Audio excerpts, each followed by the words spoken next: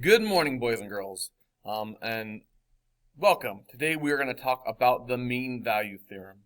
But before we get into that, let's do a quick little review of average rate of change and instantaneous rate of change and the difference between the two things.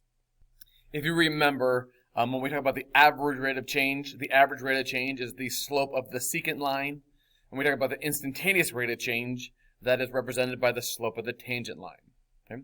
Important to keep in mind when we start, do our particle motion. If we're talking about the average velocity of an object, you want to find the slope of the secant line. And if we want to find the instantaneous velocity, you want to find the slope of the tangent line. And I guess we could apply this to anything. If you want to find the average acceleration, you would use the acceleration function and find the slope of that secant line.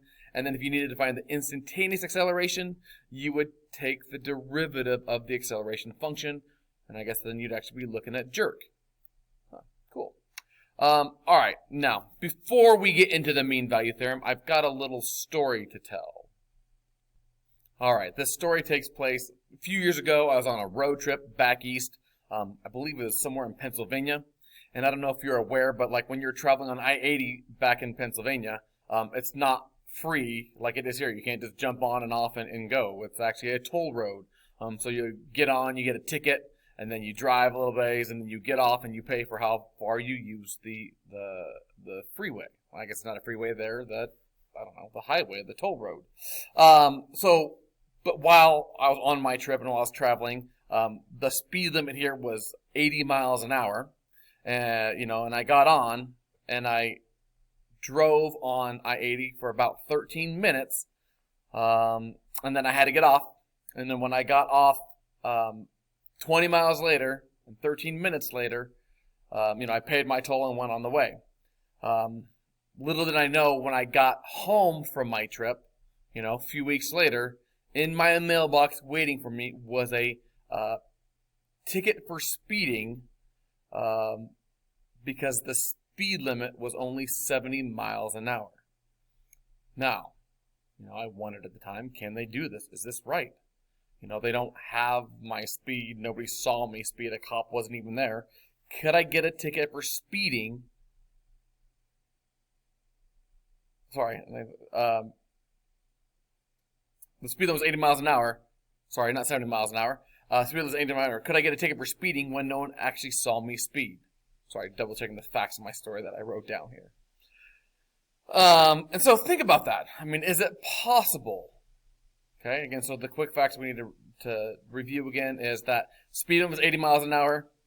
I traveled 20 miles an hour, 20 miles in 13 minutes. But again, nobody was there to, actually see my speed along the way. Okay. We'll come back to this story, which is not really a true story. I don't know if you can tell, by the way. Part of it's true. I did go on a road trip at one point in time, and in Pennsylvania, and it was a toll road. I did not get a ticket, though. But it fits the purpose of this lesson we're going to do, so I tell it anyway. All right? Never let the truth get in the way of a good story, they always say. All right, anyway. Let's now cover the mean value theorem. We'll come back to that story in just a second. All right, here's the mean value theorem. If f is a continuous function on the closed interval a to b and a differentiable function on the open interval a to b, then there exists a number c on the interval a to b such that f prime of c equals f of b minus f of a all over b minus a. Okay? What we're saying is, for the mean value theorem, it's got to be continuous and differentiable on the interval that we're talking about. Okay? And if it's continuous and differentiable on the interval, then there's going to be some place that the derivative or the instantaneous rate of change is going to equal the slope of the secant line, or the average rate of change. Okay? Graphically, what we have going on here is something that's kind of like this. So long that our function f is continuous and differentiable on the interval from a to b, which we totally have here, that is continuous and differentiable, then the average rate of change, or the slope of the secant line, there's our secant line, will equal the instantaneous rate of change, or the derivative, somewhere on that interval. It's guaranteed to happen at least once. Might be more, like in this case, I might be able to get more, but it's guaranteed to happen at least once.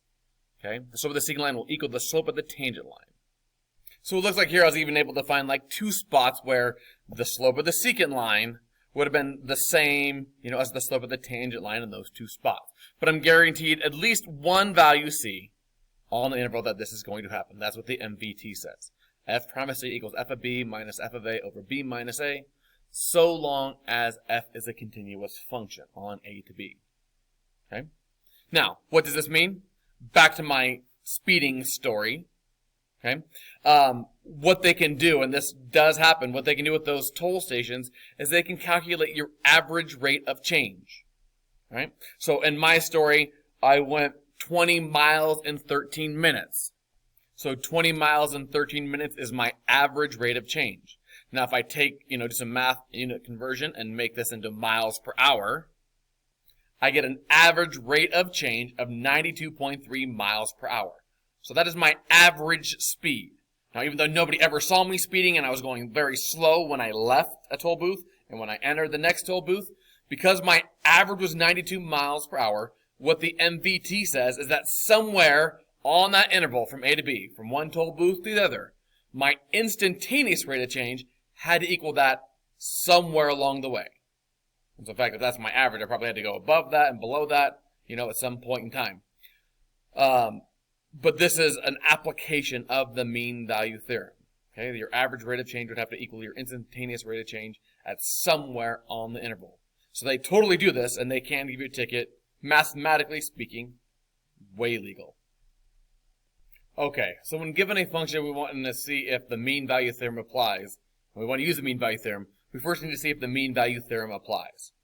So whenever you use the mean value theorem, or NVT, forgot to put that in there, but we also often refer to this as MVT. We have the IVT now, intermediate value theorem, the EVT, extreme value theorem, and now the MVT, the mean value theorem. Okay, but we can also refer to this as MVT, and will frequently. When we're using the MVT, we first need to make sure that it applies.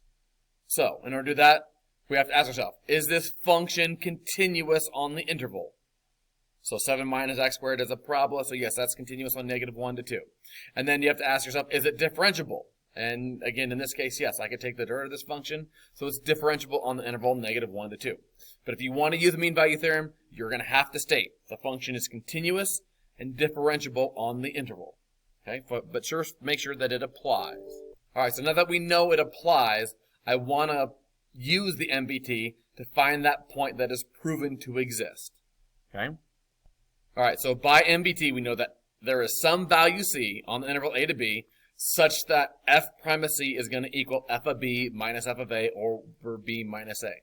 Or the derivative at some point is going to equal the slope of the secant line. So I just need to find these two things and set them equal to each other.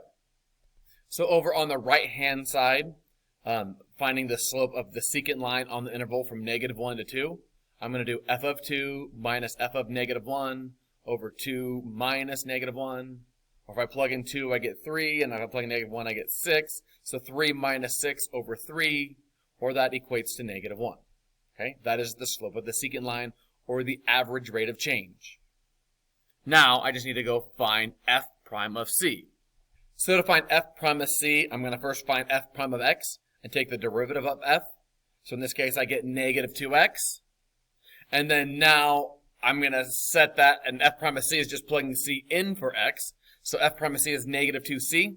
Sometimes we'll just leave the x in there, but know that if we leave x in there, it's really again referring to this value c that is on the interval from a to b. And so then I get, hey, -2c equals -1, or I get c equals 1/2. So at 1/2 is where the slope of the secant line is going to equal the slope of the tangent line. Let's look at this graphically. Okay, unfortunately I was unable to, move that a little bit. I was unable to move my calculator screen there, exactly. But you can kind of say I got it sketched 7 minus x squared. And if I'm going from -1 to 2, it might be like those 2 points right there, right? Okay, so if I sketch the secant line from -1 to 2, it would look something like that.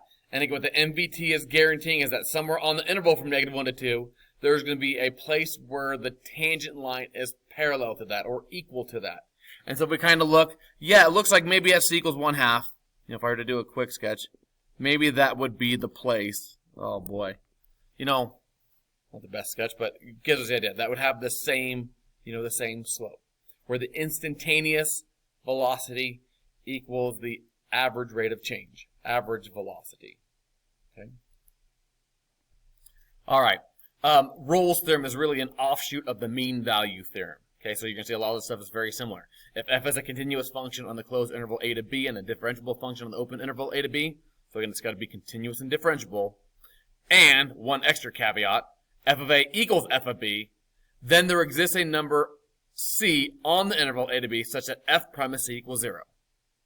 Now, if we go back and look at the mean value theorem, f prime of c equals f of b minus f of a over b minus a, if f of a equals f of b, then when you do the f of b minus f of a part, you're going to get 0 over something, right? And 0 over something is just 0. So that's why it kind of makes sense that this is just an Rolle's is just an offshoot that says that there's going to be some value that equals 0.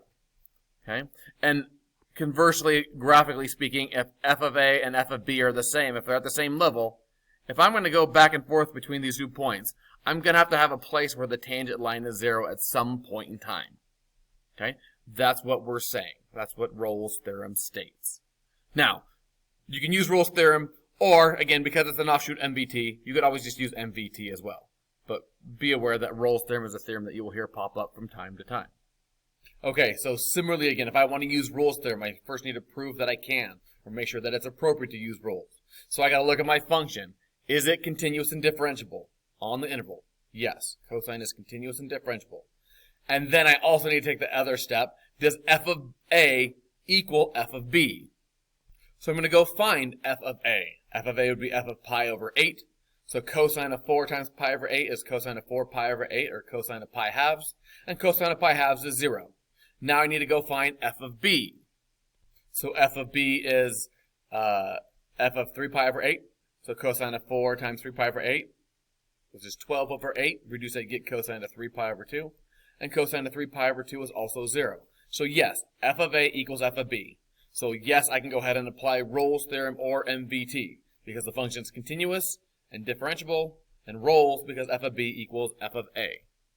So because it's all true, what Rolle's theorem again states is that there's going to be some value c on a to b such that f prime of c is going to equal 0.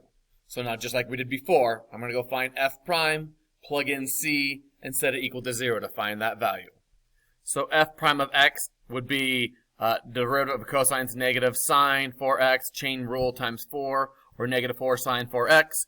If I take that and I plug in my c, negative 4 sine of 4c would equal 0.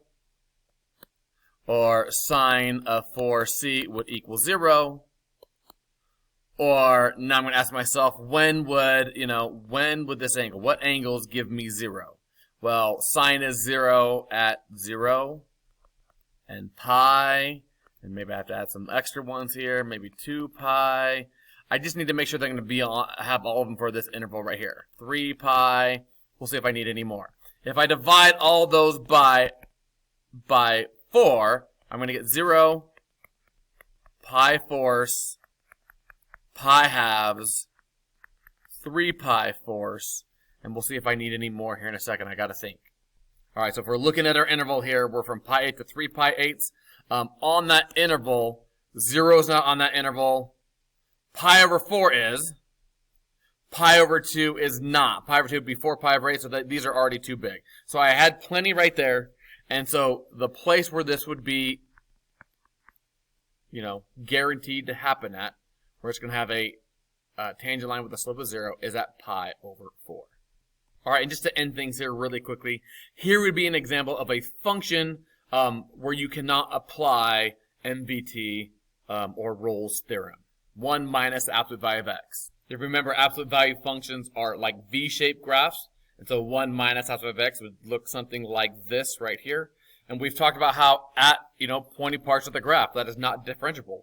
So since this is not differentiable on the interval from a to b, which is negative 1 to 1, I forgot to give that to you, then I can't apply Rolle's or MVT. All right, thanks, boys and girls.